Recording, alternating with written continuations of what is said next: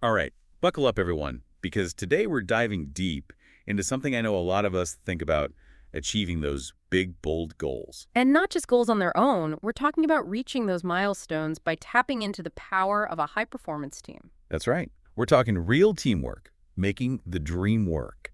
And for this deep dive, we've got an awesome guide, Big, Bold Goals, Principles for Success by Casper Craven. A fantastic book, and we're going to be focusing on the insights from The 1 Hour Guide by Anil Nathu, which breaks down Craven's 20 principles for leading incredible teams and making those impossible goals a reality. Love that.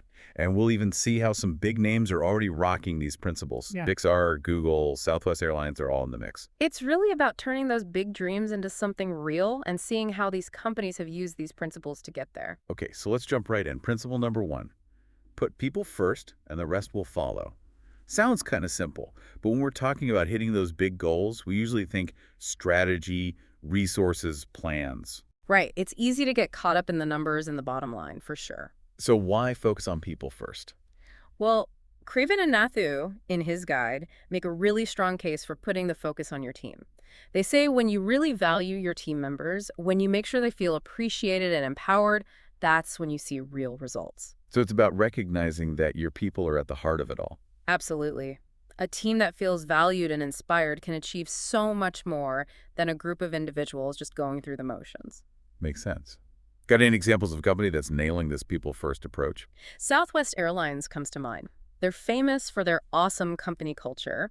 Employee well-being is huge for them, and it shows they consistently have high customer satisfaction and strong profits. It's like they say, happy employees, happy customers. Exactly. And what's really cool is that the 1 Hour Guide points out that this principle works outside the corporate world too. Leading a team at work, organizing a community project, even working on a personal goal with friends, that people first mindset is key. So before we move on, what's the main takeaway for our listeners here? How can they start putting this into practice? I'd say think about someone you're working with on a goal right now. What's one little thing you could do today to show them you appreciate their work? A thank you note, a word of encouragement, really listening to their ideas. Small gestures like that can make a big difference in creating a more positive and productive environment. Great point. Okay, moving on to principle 2, grounded in trust. Now, we all know trust is important, but how does it tie into hitting those big, bold goals? Well, trust is the foundation of any high-performing team. When there's trust, communication is open, collaboration is smooth, and people feel comfortable sharing ideas and taking risks. But when trust is missing, things get tough. Yeah, it's like trying to build something on shaky ground. Without that solid foundation of trust, everything is unstable. Exactly. Imagine a team where everyone is second-guessing each other, holding back information, or afraid to speak up. You won't get much innovation or creativity in that kind of environment. So how do we build that trust, that environment where people feel safe to share ideas and be vulnerable? Pixar, the animation studio, has this awesome system called brain trust meetings. It's all about giving honest feedback in a supportive way.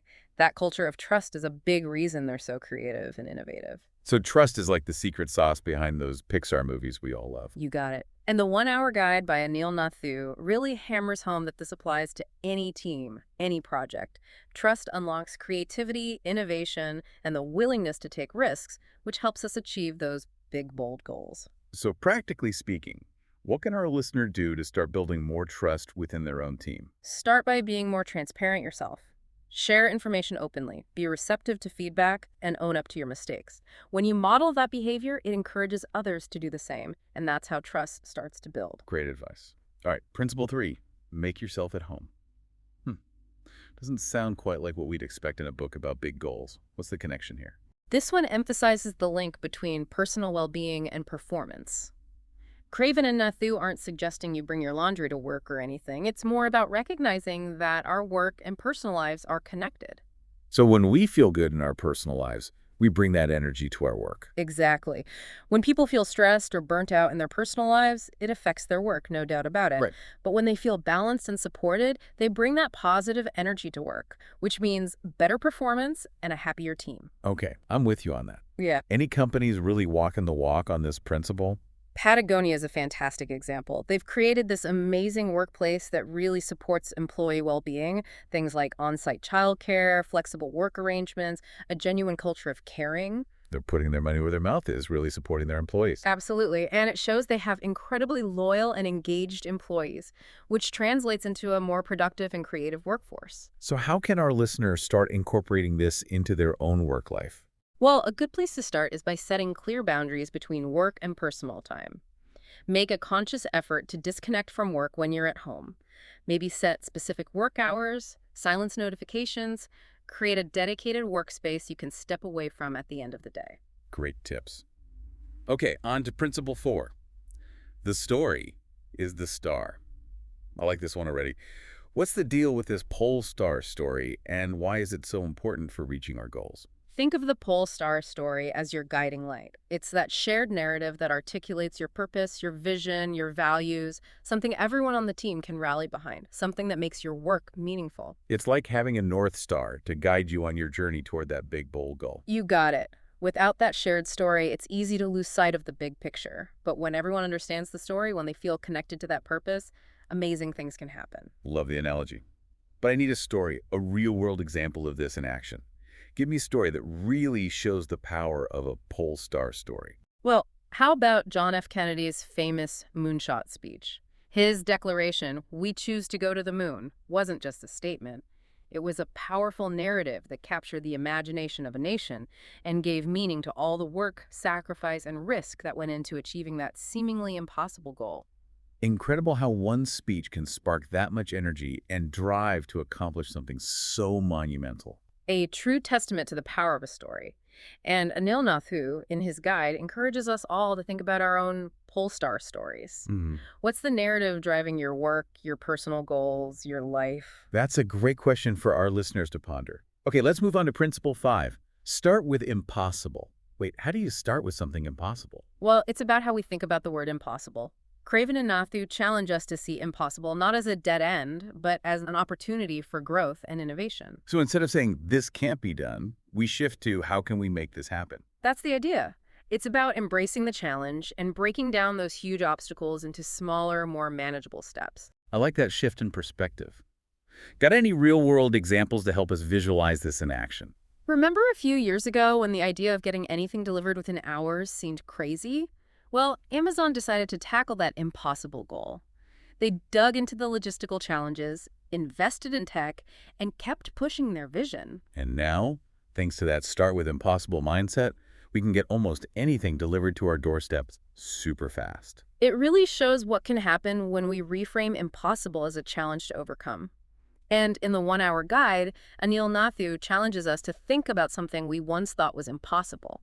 How can we apply this principle to break it down and start making progress? That's a great question for our listeners to chew on. And we're back, diving deeper into big, bold goals with the help of Anil Nathu's 1-hour guide.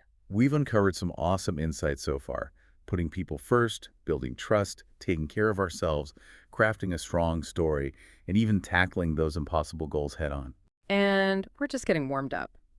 Principle number 6, challenging the belief myth, gets right to the heart of achieving anything extraordinary. The belief myth. Okay, I'm listening.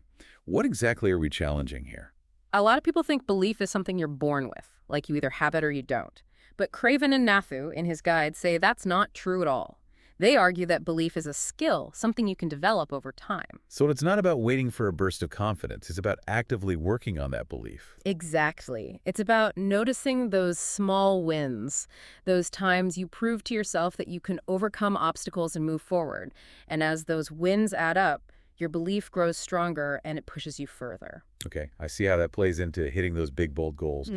Any examples of someone who really embodied this idea of challenging the belief myth, someone who achieved something incredible by working on that belief? Walt Disney's story is a great example. He had so many rejections early in his career. People told him his ideas were too wild, too unrealistic, but he never gave up on his vision. And because of that unwavering belief, he built an empire that brought joy and imagination to so many people. It shows that belief isn't about blind faith. As Anil Nathu says in the 1-hour guide, it's about backing up your vision with consistent action, learning from setbacks, and using those experiences to fuel your belief in yourself and your goals. So action, learning, and stronger belief, it's a cycle. Exactly, and anyone can tap into that cycle. All right, Just shifting my mindset. Let's keep this energy going. Principle 7 is all about teamwork. We, not me. This one is about making a conscious shift from me to we. Achieving big, bold goals requires a team effort, shared responsibility, and focusing on what's best for the whole group. So it's not about ignoring individual talent. It's about using that talent for something bigger. That's it. When people come together with a shared vision, when they put we before me, that's when the magic happens. The whole becomes greater than the sum of its parts. I love that. Any examples that really highlight this we mentality in action? Look at the All Blacks, the New Zealand rugby team. They're legendary, but it's not just about individual skills. Their team culture is incredible, and they have this mantra, no individual is bigger than the team. And that commitment to the team is a big reason why they're so successful. Exactly. And the 1 Hour Guide emphasizes that this principle is crucial for any team, any group with a shared goal. It's a good reminder that we achieve more together than we ever could alone. Okay, Principle 8, recalibrate your compass. I'm not even sure where to start with that one. What exactly are we recalibrating and why? Think of your internal compass as your values, your beliefs, your sense of self. As we grow, that compass might need some adjusting to point towards the goals we're aiming for. So making sure our inner world, our values and beliefs align with our ambitions. Exactly. If they don't match up, you'll feel this resistance holding you back from moving forward, like trying to sail a ship with a broken compass. Okay, starting to get the importance of that alignment. Got a story that shows this principle in action. Oprah Winfrey's journey is a great example. She started with incredible challenges, but she was able to realign her inner compass to match her values and beliefs with her vision for success. And she created an amazing life and career that reflects who she truly is and has inspired so many people. Exactly. And Anil Nathu in The Guide reminds us that this recalibration is ongoing. It's about checking in with yourself regularly, making sure your values and actions are still supporting your goals. A continuous journey of self-discovery and alignment. Okay, Principle 9. What you see is all there is. I have to admit, this one's got me stumped. Break it down for me. What's this principle all about? This one's about recognizing the huge impact our surroundings and the information we take in have on our thoughts and actions. Our brains tend to focus on what's right in front of us, and that shapes how we see things and what we do. So being mindful of what we read, the people we surround ourselves with, the places we spend time, and that kind of thing. You got it. It's about being intentional about what we let into our minds and our lives, because those things have a real impact on the results we get. Okay, I see the connection, but give me a real-world example. Yeah. A story that shows the power of being selective about those inputs. Think about Steve Jobs and his obsession with detail at Apple. He was incredibly particular about every aspect of the work environment, the look of the office, the people he worked with, the ideas that were allowed to flow. He understood that those details would shape Apple's culture and ultimately their products, which became known for their design, innovation, and user-friendliness. Precisely. And Anil Nathu reminds us in the guide that this principle isn't just for the workplace. It applies to any area of life where you're trying to achieve something meaningful. You have the power to shape your reality by choosing what you let in. That's a powerful thought. Okay, on to Principle 10. What's your superpower? This one sounds fun. It's all about recognizing and using the unique strengths of each person on your team. It's about moving away from that one-size-fits-all approach and instead helping people excel in their areas of natural brilliance. So instead of trying to make everyone fit a certain mold, it's about finding their superpowers and letting them shine. Exactly. When you create a culture that celebrates and utilizes those unique talents, you unlock incredible potential in your team. People are more engaged, more motivated, and happier when they can use their strengths to contribute. Any companies out there really rocking this superpower approach? Google is a great example. They have a really tough hiring process, but it's not just about finding brilliant people, it's about understanding their strengths and passions. And then they put those people in roles where they can truly excel. So everyone wins, the individual and the company benefit from this alignment of talents. Exactly. And the 1 Hour Guide highlights that this principle isn't just for big companies. Any team can benefit from recognizing and using those individual superpowers.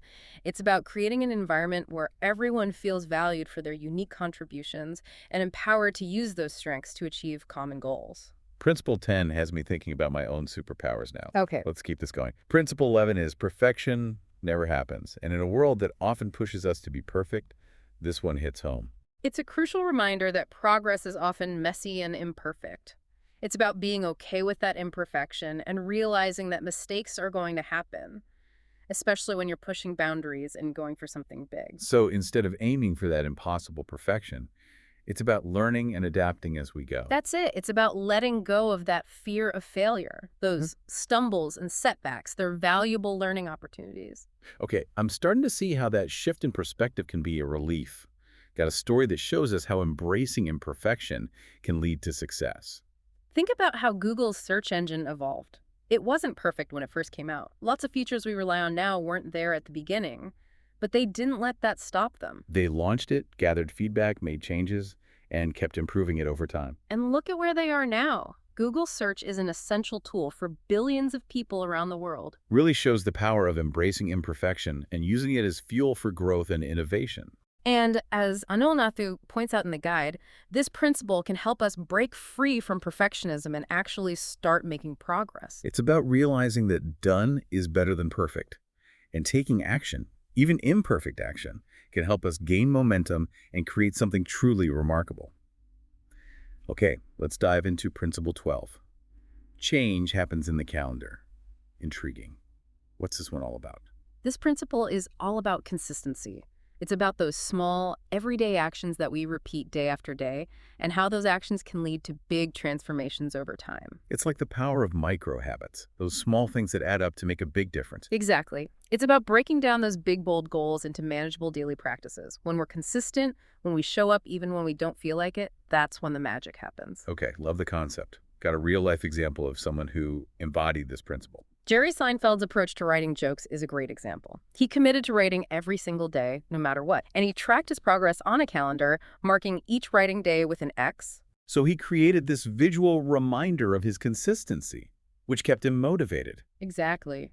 His goal wasn't to write a perfect joke every day. It was about building that chain of consistent effort, knowing that over time it would lead to better material and greater skill. A great reminder from the 1 Hour Guide that consistency is key. Absolutely. It's about making those small actions a non-negotiable part of your day, building a system that supports your goals, and knowing that those consistent efforts, even when they seem small, will lead to extraordinary results. Okay, Principle 12 has me ready to revamp my schedule and add some new habits. Let's keep this momentum going. Principle 13 builds on this idea of habits and takes it a step further. Cornerstone habits. What makes these habits different? This principle is about recognizing that some habits have a much bigger impact than others. These cornerstone habits, once established, create a ripple effect that influences other behaviors and sets you up for success in multiple areas of your life. So they're like foundational habits, practices that impact our well-being, our performance, and our ability to achieve those big, bold goals. You got it. These habits might be different for each person, but they often address basic needs like energy, focus, mindset, and physical health. Okay, this concept of cornerstone habits is intriguing. Any examples of someone harnessing the power of these habits to create significant change? Check out Paul O'Neill's story. He was the CEO of Alcoa, and when he took over, the company was struggling. Instead of diving into complex financial stuff, he focused on one simple cornerstone habit: improving safety in the workplace. So he zeroed in on one habit that, at first glance, doesn't seem directly related to the company's overall performance. Exactly. But his thinking was, if they could create a culture of safety, it would show that they cared about their employees, and that care would lead to positive changes in other areas. And that's exactly what happened. Focusing on workplace safety created this ripple effect that improved productivity, morale, and ultimately, profits. A perfect example of how a simple habit, when chosen strategically, can have a huge impact. And Anil Nathu, in his guide, encourages us to find those cornerstone habits that will have the biggest positive impact on our own lives. It's about finding those leverage points, those actions that create a chain reaction of positive change and help us move towards our goals. Okay, let's move on to Principle 14, which is all about continuous learning, learning how to learn. Sounds pretty meta. Why is this so important for achieving those big goals? This principle emphasizes the importance of always being open to learning and growing. The ability to learn and adapt is crucial in today's world because everything is constantly changing and new challenges are popping up all the time. So it's not just about what we know, but about how we learn, about becoming more flexible and adaptable. Exactly. It's about being open to new ideas, seeing challenges as opportunities to grow, and developing that ability to bounce back from setbacks, knowing that every experience, good or bad, is a chance to learn something. Okay, I'm with you on the value of this learning how to learn mindset. Hmm. But do you have a story, a real-life example that shows how powerful this approach can be? There's a fascinating case study about a head teacher named Tracy who completely turned around a failing school by introducing a unique subject: circus skills. Circus skills. Okay, you've got my attention. Tell me more. Tracy realized that both the students and teachers needed a shared experience where it was okay to struggle, to make mistakes, to learn together outside of the typical academic pressures.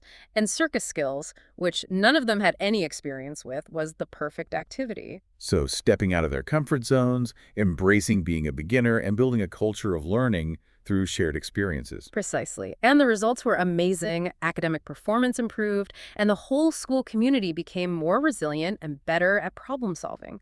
They started to love learning. They learned that it was okay to fail as long as they kept trying and learning from their mistakes. That shift in mindset spread to all areas of their lives. What an incredible story. It shows how a unique approach can spark a love for learning and create a more adaptable and resilient community. And Anil Nasu, in the guide, reminds us that this principle is crucial for anyone who wants to thrive in our ever-changing world. It's about embracing a growth mindset, always seeking out opportunities to learn, and realizing that personal and professional development never really ends. Principle 14 has me thinking about taking that improv class I've been considering. All right, let's move on. Principle 15 is emotional mastery. I think we can all relate to the importance of understanding and managing our emotions, especially in today's world. But how does this tie into achieving big, bold goals? This principle highlights the importance of being in tune with our emotions, both on an individual level and as a team. It's about recognizing that emotions aren't weaknesses. They can actually be powerful forces that, when managed effectively, can help us succeed and create a more positive and productive environment for everyone. So it's not about suppressing our emotions. It's about developing our emotional intelligence, learning how to handle those feelings in a healthy way. You're exactly right. It's about developing self-awareness, empathy for others, and the ability to control our emotional responses, especially when things get tough. When we understand and manage our emotions, we communicate better, build stronger relationships, and make smarter decisions. I'm seeing how crucial emotional mastery is for both personal and professional success. Can you give me an example of someone who embodies this principle? Someone who's using their emotional intelligence to make a difference? Satya Nadella, the CEO of Microsoft, is a great example. He's been open about how important empathy and emotional intelligence are for leaders. He's made creating a more inclusive and supportive culture at Microsoft a priority, a place where people feel safe expressing their ideas and emotions. And under his leadership, Microsoft has seen incredible success and innovation. It's proof that creating a workplace where people feel valued, respected, and understood can make a real difference. And Elinathu, in his guide, explains that emotional mastery takes work. It involves self-reflection, practice, and being willing to be vulnerable. It's about accepting that we all have emotions, and learning how to navigate those emotions is a valuable skill that can transform our relationships, our work, and our lives. Principle 15 is inspiring me to take a closer look at my own emotional intelligence. Let's move on to Principle 16, time to change tack. I'm guessing this one's all about adaptability, which is more important than ever in today's fast-paced world. You hit the nail on the head. This principle reminds us that we need to be flexible and adaptable because the path to those big, bold goals is rarely straightforward. It's about being willing to adjust, change our approach, even pivot entirely when we need to. So letting go of the need to always be right or stick to a plan, even when it's not working. Exactly. It's about having the humility to admit when something's not working and the courage to try something new, even if it feels uncomfortable. Okay, I'm with you on the importance of being adaptable. But can you give me an example, a story that shows the power of changing course? Netflix is a perfect example. They started as a DVD by mail service, which was revolutionary at the time, but as technology and consumer habits changed, they realized they needed to adapt. They made the brave decision to switch to streaming, even though it meant disrupting their own successful business. And that decision, while risky, turned out to be brilliant. It made Netflix the entertainment giant it is today. It proves that being adaptable isn't just about surviving, it's about thriving in a world that's constantly evolving. And Anil Nathu, in his guide, highlights that this principle is about embracing change, not fearing it. It's about recognizing that sometimes the biggest breakthroughs come when we're willing to change direction and try new things. Absolutely. Holding on to outdated methods or resisting change can stifle innovation and hold us back from reaching our full potential. All right, let's move on to Principle 17, resilience in the eye of the storm. We all need resilience, especially with all the challenges and uncertainties in the world today. How does this principle apply to achieving big, bold goals? This principle is about developing that inner strength and adaptability to handle the inevitable challenges that come with pursuing big goals. It's about understanding that resilience isn't something you're born with. It's a skill you can develop over time, like a muscle that gets stronger with use. So building that mental toughness to bounce back from setbacks, learning from our mistakes, and keeping going even when it gets tough. Yes.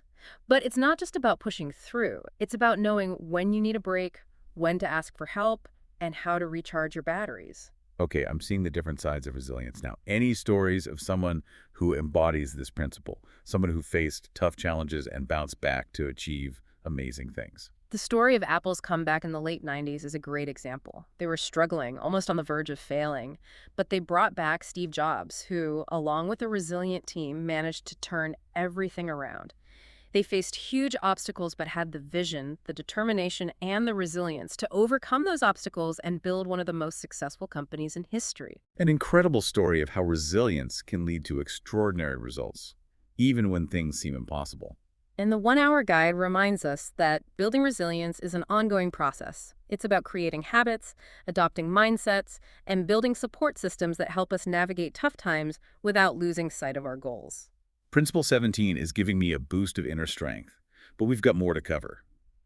Principle 18 is swerving distractions, which is something I definitely struggle with. In a world filled with distractions, how do we stay focused on what matters? This principle is about recognizing the importance of focus and intentionality. It's about developing that discipline to stay on track, to minimize distractions, and to make sure we're putting our energy into the things that truly matter. So learning to say no to the things that derail us and yes to the actions that align with our values and goals. Exactly. It's about creating the space, both physically and mentally, to do our best work, to be present, and to make real progress without getting bogged down by all the noise. Okay, I love that. Any examples of a company or individual who's really good at swerving distractions? Asana, the project management company, has this policy called No Meeting Wednesdays. They dedicate a whole day each week to focused work, no meetings allowed. They realized that constant meetings and interruptions were breaking up their employees' time and preventing them from doing their best work. So creating dedicated time for deep work, which probably led to increased productivity and creativity. That's right. And the results have been impressive, both in terms of employee satisfaction and the quality of work they're producing. A great example of how to prioritize deep work, even in a fast-paced environment. And the guide emphasizes that it's about designing our environments, habits, even our company cultures to support focus. Because in today's world, focus is a superpower. Principle 18 is making me want to schedule some distraction-free time. 2 more principles to go. Principle 19 is taking extreme ownership. Sounds a bit intense. What does it mean to take extreme ownership, and how does it help us achieve big, bold goals? This principle is all about personal accountability. It's about letting go of blame and excuses and taking full responsibility for our actions, our decisions, and our outcomes. It's about understanding that we have more control than we think and that taking ownership empowers us to find solutions and make things better.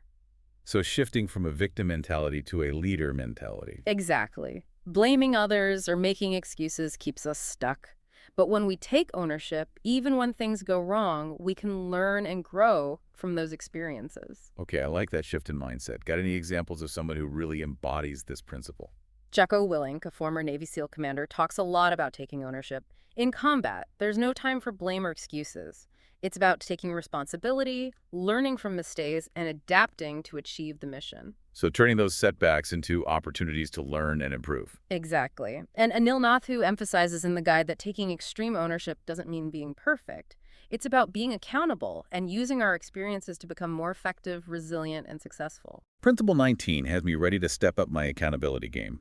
And now, the final principle. Principle 20 brings us to the end of our journey.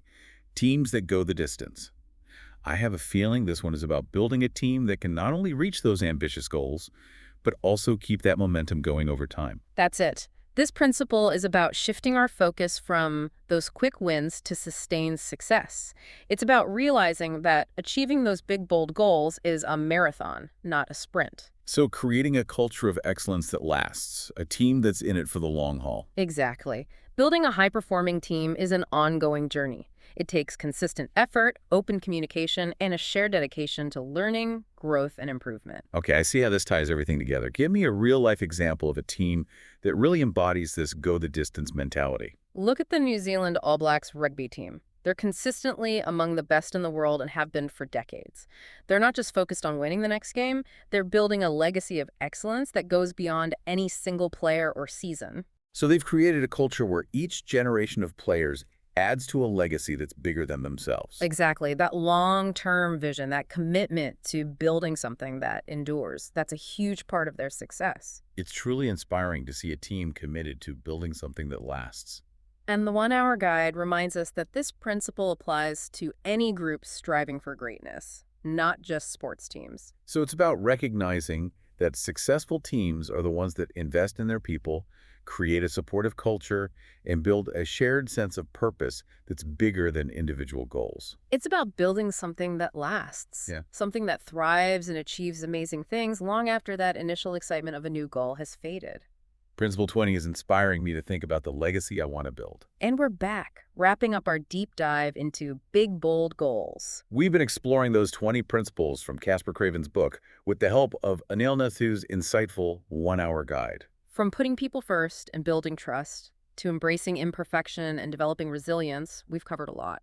And now, for the grand finale, Principle 20, teams that go the distance. It really feels like the culmination of everything we've talked about, shifting our focus from those short-term wins to sustainable success. Achieving big, bold goals. It's a marathon, not a sprint, right? Exactly. It's about creating teams that not only reach those ambitious goals, but can maintain that high performance over time. So we're talking about a culture of excellence that lasts. A team that's in it for the long haul. Precisely. It's that understanding that building a high-performing team is an ongoing process. It takes effort, open communication, and a commitment to continuous learning and growth. I can see how this principle brings everything together. Got any examples of a team that really exemplifies this go-the-distance mentality? Think about the New Zealand All Blacks rugby team. Consistently ranked among the best in the world, and they've been that way for decades. Yeah, they're incredible. What's their secret? Well, they're not just focused on winning the next game. They're focused on building a legacy of excellence, something that lasts beyond any single player or season. So each generation of players is contributing to something bigger than themselves, a culture of lasting success. Exactly. That long-term vision, that commitment to building something that endures, it's a huge part of what makes them so successful. That's truly inspiring. How can our listeners create that kind of enduring excellence in their own teams? Well, in his guide, Anil Nathu highlights that this principle applies to any group aiming for greatness, not just sports teams. The teams that go the distance are the ones that invest in their people. It's about more than just reaching a goal then. Right. It's about creating a supportive culture and a shared sense of purpose that goes beyond individual ambitions. It's about building something that lasts and continues to achieve amazing things long after that initial excitement of a new goal has faded. So it's really about building something that lasts, a legacy of success. Principle 20 really does tie everything together. As we wrap up this deep dive into big, bold goals guided by Anil Nathu's 1 Hour Guide, I'm feeling incredibly motivated. Me too. And remember, these 20 principles are more than just ideas. They're actionable strategies that you can start using today to make a real difference in your teams. I think if there's one key takeaway from this whole deep dive, it's that achieving big, bold goals isn't about individual heroes. It's about building a team of passionate people who are united by a shared purpose. Absolutely. And when you create that kind of environment, when you foster a culture of trust, collaboration, and continuous learning, you unlock the true potential of your team, and those goals that seemed impossible start to feel within reach. To our listeners, we leave you with this. What's one small step you can take today to start applying these principles in your own life or work? What seed can you plant today that will grow into a big, bold goal achieved? We encourage you to revisit the 1 Hour Guide by Anil Nathu and dive deeper into Big Bold Goals by Casper Craven to continue exploring these principles. And until next time, keep dreaming big, keep learning, and keep striving for those big, bold goals.